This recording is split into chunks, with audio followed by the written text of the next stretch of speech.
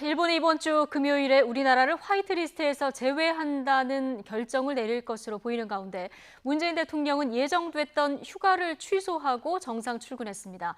문 대통령은 휴가 대신에 주말에 제주도를 비공식 방문해서 국정 운영 방안을 가다듬은 것으로 전해졌습니다. 취재 기자 연결해 보겠습니다. 김도원 기자. 네, 청와대입니다. 네.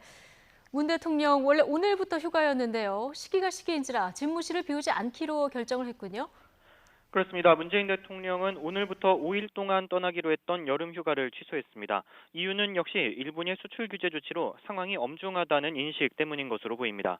우리 정부가 외교적 해결에 나설 것을 촉구하고 있지만 일본은 강경 입장을 굽히지 않고 있습니다. 일본 언론은 일본 정부가 이번 주 금요일 우리나라를 화이트리스트에서 제외하는 결정을 내릴 것을 기정사실화하고 있습니다. 일본이 실제로 이런 조치에 나설 경우 우리 기업의 피해가 더욱 커질 수 있는 만큼 휴가를 취소한 문 대통령은 상황을 챙기며 대응 방안을 검토할 계획입니다. 문 대통령은 다른 직원들의 예정된 휴가에는 영향이 없게 하라고 당부하고 매주 월요일에 여는 수석 보좌관 회의도 잡지 않았습니다. 하지만 많은 참모들이 휴가 일정을 조정해 조기 복귀할 예정인 것으로 알려졌습니다. 네, 휴가는 취소했고 문재인 대통령 지난 주말에 제주도를 방문한 사실이 뒤늦게 알려졌어요.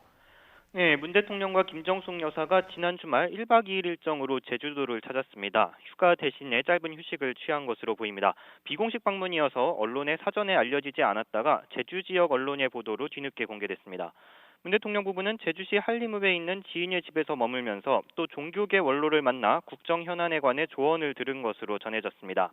수행 인원은 부속실장과 경호실장 등 최소 인원으로 꾸렸습니다.